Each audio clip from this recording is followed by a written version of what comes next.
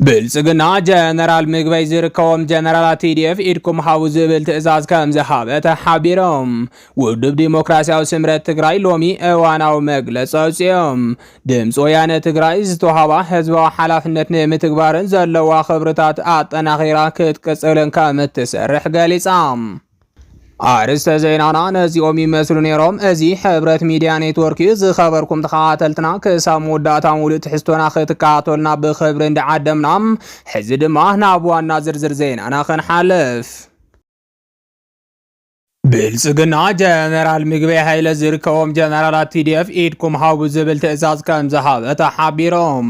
ካብ ፍልፍላትና ዝተረኸበ ሓበሬታ ከም ዝገልጾ ኣብ መንጎ ሕወሓትን ብልጽግናን ዝነበረ ርክብ እናሓርፈፈ ይኸይድ ከም ዘሎ እናተገለጸ ፀንሐ እኳ እንተኾነ ሕዚ ግን ቀይሕ መስመር ከም ዝሓለፈ ተገሊጾም ስርዓት ብልጽግና ኦሮሞ ተቐጻጺርዎ ዘሎ ስልጣን ከይምንጠል ብምፍራሕ ዝወስዶም ዘሎ ስጉምታት ኢትዮጵያ ከም ሃገር ናብ ዘይትቕጽለሉ ኩነታት ይደፍኣ ከም ዘሎ ሊቃውንቲ ፖለቲካ እናገለጹ ይርከቦም። ፖለቲከኛት ኦሮሞ ኣብ እዋን ኢህወደግ ምስ ሕወሓት ሓቢሮም ይሰርሑን ጥቕማ ጥቕሚ እውን ሓቢሮም ይካፈሉን እኳ እንተጸኒሖም ኣብዪ ኣሕመድ ስልጣን ምስ ሓዘ ግን ኩሉ ሓጢኣት ናይ መራሕቲ ሕወሓት ከም ዝነበረ ገይሮም ብምቕራብን ንህዝቢ ኢትዮጵያ ብምትላልን ህዝቢ ትግራይ ከቢድ ዋጋ ክኸፍልን ትግራይ ብብዙሕ ዓመታት ንድሕሪት ክትምለስን ከም ዝገበርዋ ይፍለጥ። መራሕቲ ብልጽግና ስልጣንና ክንምንጠሊና ብዝብል ከቢድ ፍርሒ መራሕቲ ሕወሓት ናብ ቤት ማእሰርቲ እንተኣተው ደቃስ ለይቲ ኣይወስደናን ዝዓይነቱ መርገፂ መሓዞም ኢትዮጵያ ከፍርሳ እምበር ንስልጣኖም ወሓስ ከም ዘይኾኖም ምሁራት ተጋሩ ገሊፆም። እቶም ምሁራት ተጋሩ ወሲኾም ከም ዝገለጽዎ ንጌታቸው ኣሰፋ ኣብ ልዕሊ ምድሪ እናሃለዉ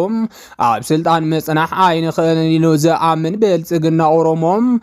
ንጌታቸው ኣሰፋን ካልኦት ወሰንቲ ዝበሃሉ ሰበ ስልጣናት ትግራይን ኣሕሊፍኩም ሃውን ኢሉ ከም ዝነበረ ምስጢራዊ ፍልፍላት ይሕብሮም። ይኹን እምበር መራሕቲ ሕወሓት ይኹን መራሕቲ ኩለን ውድባት ኢትዮጵያ ኣብ እዋን ኢህወደግ ዝፈጸምዎ ሓጢኣት እንተሃልዮም ኩሎም ብዘጥፍዎ ገበን ልክዕ ክሕተቱ ተገቢ እኳ እንተነበረም ሰበ ስልጣናት ኢህወደግ ዝነበሩ ተጋሩ ጥራሕ ፈሊኻ ከንኣስሮም ኢና ምባል ግን ዘለዎ ትርጉም ካሊእ ስለ ዝኾነም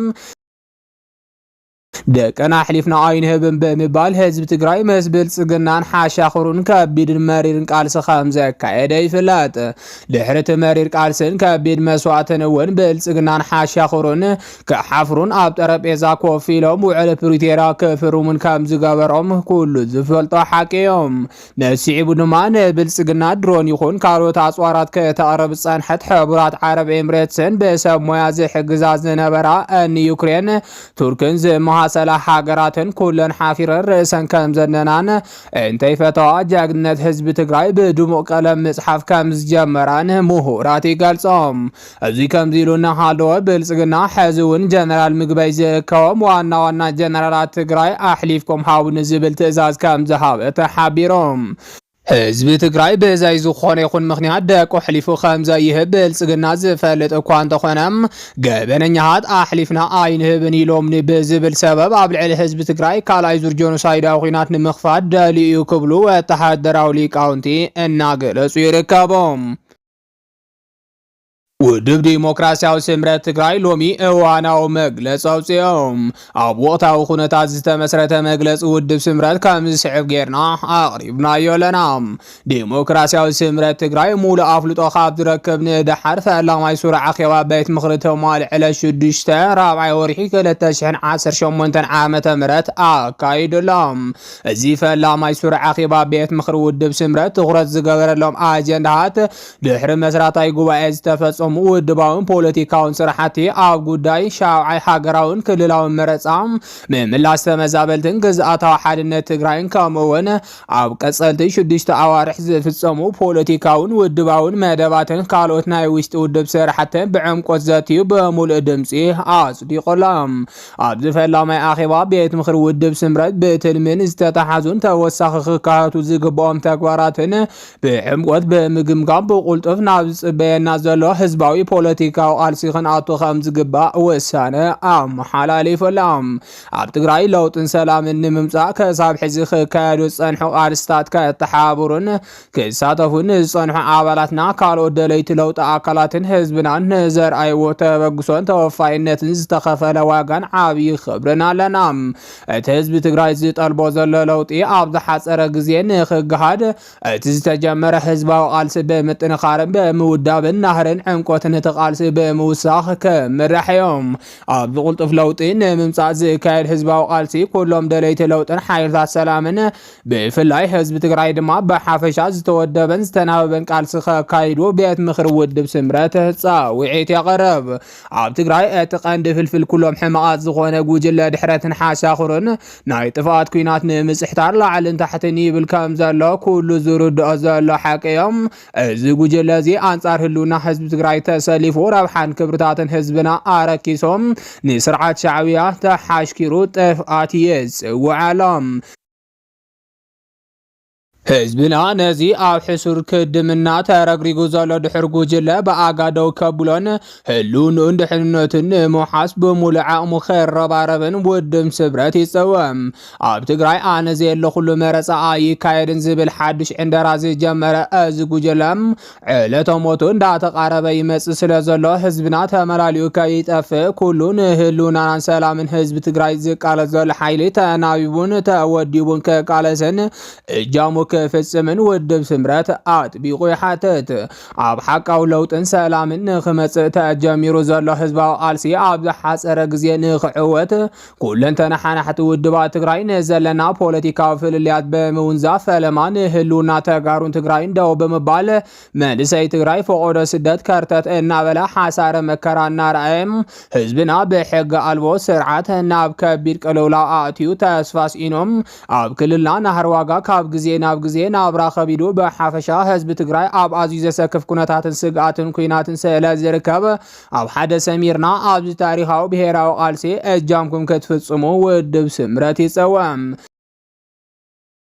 ውድብ ስምረት ኣብ ትግራይ ብሄራዊ ምርዳእን ዘተንክህሎም ምስ ሰላም ዝደሊ ኩሉ ሓይሊ ክሰምር ጽኑዕ ቅዋም ዘለዎ እኳ እንተኾነ ኣብ ትግራይ ይዕንድር ዘሎ ድሕር ጉጅለ ኣብ ዕፅዋት ኣዳራሻት ብዝተፈላለዩ ካባ እናፀውዐም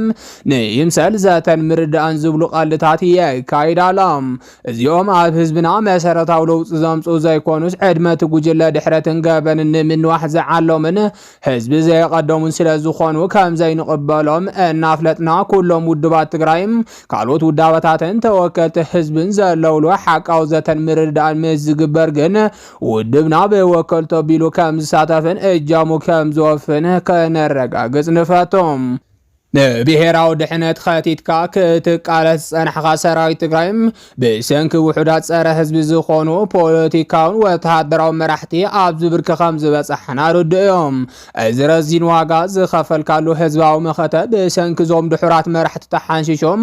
ምስ ስርዓት ሻዕብያ ተላፊኖም ናብ ካሊእ ናይ ጥፍኣት ኩናት ከእቱኻ ሕርዲግ ይብሉሎም። ስለዝኾነ ንድሌትን ባህግን ውሑዳት ገበቲ መራሕቲ ዘይኮንስ ንድሌትን ባህግን ህዝብኻ መዚንካም ኣብ ዘቁርፅ እዋን ኣብ ታሪኻዊ ህዝባዊ ቃልሲ ከም ወትሩ ታሪክ ክትሰርሕ ንፅውዕ። ካብዞም ድሑራት መራሕትን ኣብ ጉሕለትን ኔትወርክን ንዝተሸኸሉ ኣካላትን ካብ ምዕጃብ ወፂኻ ንፍትሕን ርትዕን ብኣውርኡ ከዓ ብስርዓት ሻዕብያ ንዝውረር ዘሎ ምሕደራ ጉጅለ ድሕረትካ ተሓሲምካ ንጠለብን ባህግን ህዝብና ኣብ ምውሓስ እጃምካ ክትፈፅምን በዓል ዋና መቐይሮ ነጥቢ ህዝባዊ ቃልሲ ክትከውንን ውድብ ስምረት ይፀውዕ። ኣብ መወዳእታ ውድብ ዲሞክራሲያዊ ስምረት ትግራይ ኩናትን ወረ ኩናትን ንምትራፍ ኣብ ዝገብሮ ቃልሲ ኩሉ ትግራዋይ ኣብ ጎንና ክዓስል ንፅውዕ። ድምፂ ወያነ ትግራይ ዝተዋሃባ ህዝባዊ ሓላፍነት ንምትግባርን ዘለዋ ክብርታትን ኣጠናኺራ ክትቅፅልን ከም እትሰርሕ ገሊፃ። እዚ ዝተገለፀ ትካል ድምፂ ወያነ ትግራይ ድወት ቀፃሊ ኣንፈት ትልሚ ዘለሉ እዋናዊ ኩነታት ንምግላፅን ዘጋጠማ ፋይናንሳዊ ሕፅረት ንምፍታሕን ምስ ኣመራርሓን ሰብ ሞያ ርክብ ህዝብን ኣብያተ ዕዮ ትግራይ ንምዝታይ ኣብ ዘዳለወ መድረኽ እዮም። ኣብቲ መድረኽ ኣካያዲ ስራሕ ድወት ኣይተ ሙሉጌታ ኣሰፋም ሚድያታት ንህዝብን መንግስታትን ዘራኽቡ ከም ዝኾኑን ተግባር ንዕውትነት ተግባር ግደ ኣመራርሓን ሰራሕተኛታትን ርክብ ህዝቢ ኣብያተ ዕዮን ሓጋዚ ከም ዝኾነ ገሊፆም ድምፂ ወያነ ትግራይ ካብቲ ምስረት ህዝባዊ ሓላፍነት ተሰኪሞም ምስ መንግስታውን ዘይመንግስታውን ኣብያተ ዕዮ ዝተፈላለዩ ስራሕቲ እናሰርሐት ምምፃን ኣብዚ ሕዚ እዋን ግን ዝተዋሃባ ህዝባዊ ሓላፍነት ንምፍፃም ዝሓልኽ ሕፅረት ፋይናንሳዊ ከም ዘጋጠሞ ሓቢሮም እዚ ፀገም ንምፍታሕ ኣመራርሓን ክኢላላትን ርክብ ህዝቢ ኣብያተ ዕዮ ትግራይ ሓገዝቲ ክኾኑ ፀዊዖም ሓላፊት ቢሮ ጉዳያት ኮሚኒኬሽን ትግራይ ወይዘሮ ሸዊት ኣዲሱ ብወገነን ድወት ናይ ህዝቢ ትካል ከም ዝኾነትን ተበፃሕነታ ንምዕባይን ከም ዝስራሕ ገሊፀን ፀገም ፋይናንስ ድምፂ ወያነ ትግራይ ንምፍታሕ ግዝያዊ ምሕዳር ትግራይ ሓጋዚ ክኸውን እናተሰርሐ ምዃኑ ሓቢረን እቲ ኣብ ድወት ዘጋጠመ ፀገም ፋይናንስ ኣብ መላእ ትግራይ ከም ዘጋጠመ ዝገለፃ ወይዘሮ ሸዊት ኣብ ትግራይ ኣጋጢሙ ዘሎ ፋይናንሳዊ ሕፅረት ንምፍታሕ ምትእኻብ እቶት ስራሕቲ ይስራሕ ከም ዘሎ ድማ ኣብሪሀን ኣብ ምትእኻብ እቶት ድምፂ ወያነ ትግራይ ኣብ ምልዕዓልን ካብ ዝርከብ ሃፍቲ ድማ ተረባሒት ክትከውን እውን ከም ዝግባእ ኣረድየን ድምፂ ወያነ ትግራይ ናይ ህዝቢ ትካል ኮይና ፋይናንሳዊ ሃፍቲ እናሰርሐት ብዘይ መንግስታዊ ድጎማ ትመሓደር እንትትኸውን ኣብዚ ሕዚ እዋን ኣብ ትግራይ ማህያ ሰራሕተኛ መንግስቲ ምኽፋል ሓዊሱ ሕፅረት ፋይናንስ ኣብ ዘጋጠመ ግዜም መዳርግቲ ኣካላት ዝኣተወ ውዕሊ መሰረት ክፍሊት ምፍፃም ዘይከኣለሉን ብቐፃሊ እውን ክሰርሑ ዘይኽእሉን ብርኪ ምብፅሖምን ኣብቲ መድረኽ ተገሊፆም ዝኸበርኩም ተኸታተልትና ነዚ ዕለት ዝበልናዮም ሓበሬታታት ነዚኦም ይመስሉ ነይሮም ንምክትታልኩም ካብ ልብና መስገን